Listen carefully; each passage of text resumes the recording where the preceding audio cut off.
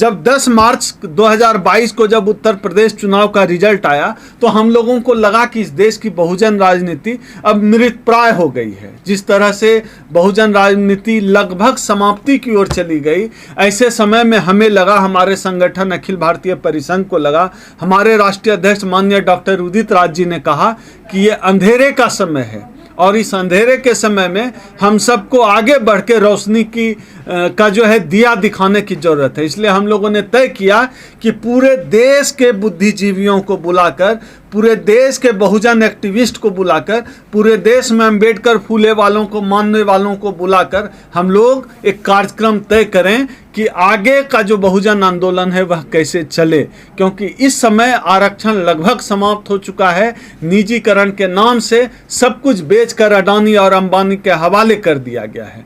तो हमने उसी कड़ी में तमाम जो बहुजनों से जुड़े मुद्दे हैं, जैसे कास्ट सेंसस का सवाल, हमारा कहना है कि बहुजनों की जो आबादी पहले 85% थी, अब 90 से 95% हो गई है। सवर्णों की आबादी अब सिमट कर 5% हो गई है।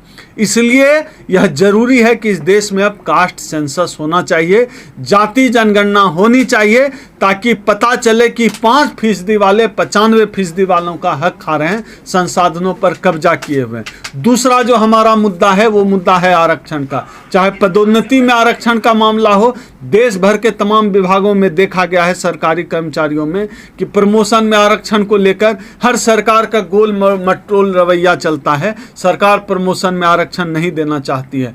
बैकलॉग का जो मामला है, बैकलॉग के माध्यम से जनरल को भर दिया जाता है, तो बैकलॉग में भी आरक्षण का पालन करके बैकलॉग की सीटें भरी जाए, यह हमारा एक प्रमुख मुद्दा है। साथ ही हमारा एक मुद्दा यह भी है कि पूरे देश में जिस तरह से दलित उत्पीड़न की घटनाएं बढ़ गई है, जो सवर्ण अपराधी हैं उनके हौसले इस सरकार में बुलंद हो गए हैं। सवर्ण अपराधियों को लगता है कि यह उनकी सरकार है, इस सरकार में वो कुछ भी कर सकते हैं। ये तमाम मुद्दे, ईवीएम का मुद्दा है, ईवीएम एक बेईमान मशीन है। हम लोग चाहते हैं, हमारे लिए अभी चुनाव कोई सामने नहीं है, हम सामाजिक संगठन से जुड़े लोग हैं, हमें लगता है कि ईवीएम एक बेईमान मशीन है। जापान जो ईवीएम बनाता है वहां तो बैलेट पेपर से चुनाव होता है, तो भारत में यह क्यों हो रहा है ईवीएम से चुनाव? ईवीएम से चुनाव न होकर बैलेट पेपर से चुनाव हो, ताकि ट्रांसपेरेंसी बनी रहे और देश दुनिया का सबसे बड़ा लोकतंत्र की जो मान मर्यादा है वह पूरी दुनिया में कायम रहे। लोकतंत्र बेईमान मशीन है। एक बात समझ में नहीं आती कि भाजपा वाले ही ईवीएम के पक्ष में क्यों खड़े होते हैं। इसका मतलब है, जाहिर सी बात है कि बेईमान ईवीएम का फायदा भाजपा को मिल रहा है। तो ईवीएम भी हमारे कार्यक्रम का एक जरूरी मुद्दा है। साथ ही साथ पूरे देश के जो जितने बहुजन बुद्धिजीवी हैं, अम्बेडकरवादी हैं, पत्रकार हैं, सबको बुलाकर हम सुनना चाहते हैं, हम समझना चाहते हैं कि यह देश आखिर चाहता क्या है, बहुजन आंदोलन की नई दिशा क्या हो। साथ ही साथ एक और महत्वपूर्ण बात हम लोग अपने कार्यक्रम में अब जोड़ रहे हैं, इस देश में एक सांस्कृतिक जागरण की भी जरूरत है। हमारे संगठन से जुड़े भिक्षु, बौद्ध भिक्षु भंते सुमित रतन थेरा जी के नेतृत्व में हम लोग पूरे देश में लोगों को बौद्धिस्ट बनाने का अभियान चलाने जा रहे हैं। हमारे जो बौद्ध भिक्षु सुमित रतन जी हैं, उसके लिए लगातार पूरे देश में वो कार्यक्रम कर रहे हैं। परिसंघ उनके साथ एसोसिएट होकर इस देश में जो दलितों का जो किया जा रहा है, दलितों, पिछड़ों, आदिवासियों का जो हिंदूकरण किया जा रहा है, उसके खिलाफ हम कार्यक्रम चला रहे हैं और परिसंघ इस मुहिम में साथ हैं। हम कहना चाहते हैं कि इस देश का जो बहुजन है वह हिंदू नहीं है, वह दलित है, शूद्र है। यह देश जातियों में बटा हुआ है, कहीं कोई धर्म नहीं है। अगर सभी हिंदू हैं तो हिंदुओं में ब्राह्मणों, ठाकुरों की शादी दलित से किस दिन शुरू होगी?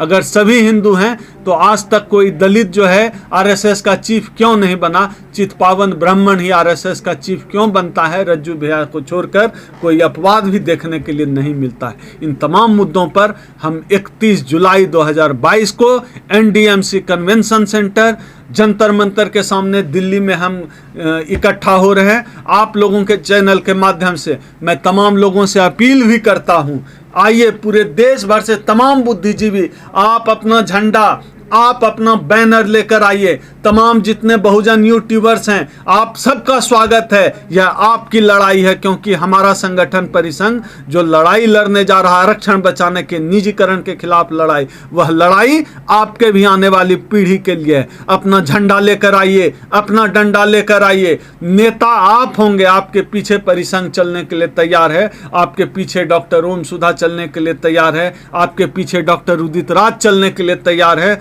बस हमारा आरक्षण बचना चाहिए, बस निजीकरण पे रोक लगना चाहिए। याद रखिएगा, इतिहास तमाशा देखने वालों को याद नहीं करता, इतिहास लड़ने वालों को याद रखता है। तो आपको मैं खुला निमंत्रण देता हूं कि 31 जुलाई 2022 को आइए दिल्ली में मिल बैठकर बात करते हैं, चर्चा करते हैं। मैं अपना नंबर भी बोल देता हूं, मेरा नंबर है 8789325595। आप इस नंबर से जुड़कर, क्योंकि जो हमारे यूट्यूबर साथी हैं ये मीडिया वाले नहीं हैं, ये साथी बहुजन आंदोलन के सिपाही हैं। सारे साथी हमारे यूट्यूबर्स, बहुजन यूट्यूबर्स बहुजन आंदोलन के सिपाही हैं, मजबूत सेनापति हैं। इसलिए यह चैनल भी आज़ादी बचाने, हमारे बहुजनों की लड़ाई को लड़ने में बराबर का साझीदार है। आप सब आएंगे साथियों, हम यह उम्मीद करते हैं। सर, बाबा साहब के नाम पे बहुत सारे संगठन बने हुए हैं, कितने लोगों को बुला रहे हैं आप? हमने अभी तुरंत अपील में कहा, हम चाहते हैं कि देश भर के जितने बहुजन संगठन हैं सब आए। पिछला जो हमने कार्यक्रम किया, हमने सोचा था, लक्ष्य रखा था 200 लोग आएंगे, लेकिन उम्मीद से अधिक 550 लोग आए। आप लोग कार्यक्रम में शामिल थे। हॉल में हम बिठा नहीं पाए, कुर्सियां खत्म हो गई, जमीन पे बिठाना पड़ा लोगों को। तो इसलिए हम चाहते हैं पूरे देश के लोग आएँ, अपना झंडा, अपना बैनर लेकर आएँ। वैसे भी हमारा संगठन अखिल भारतीय परिसंघ संगठनों का संगठन है, हम अकेले में कोई संगठन नहीं है।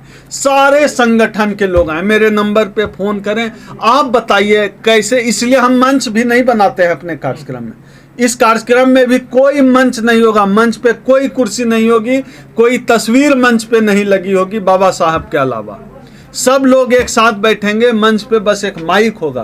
किसी संगठन का एक कार्यक्रम ना मानकर इसको हम समाज का कार्यक्रम मानते हैं। यह बहुजन समाज का कार्यक्रम है। बहुजन समाज सामने आए, इस लड़ाई को लड़े। 31 जुलाई 2022 को हम अपने संगठन अखिल भारतीय परिसंघ का दूसरा राष्ट्रीय अधिवेशन करने जा रहे हैं।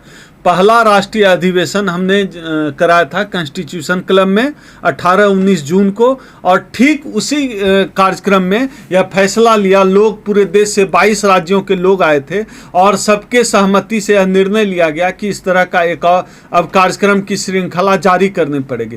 पहले में तो उसी कड़ी में हम लोग 31 जुलाई को NDMC convention hall Jantar Mantar के सामने दिल्ली में दूसरा राष्ट्रीय सम्मेलन कराने जा रहे हैं।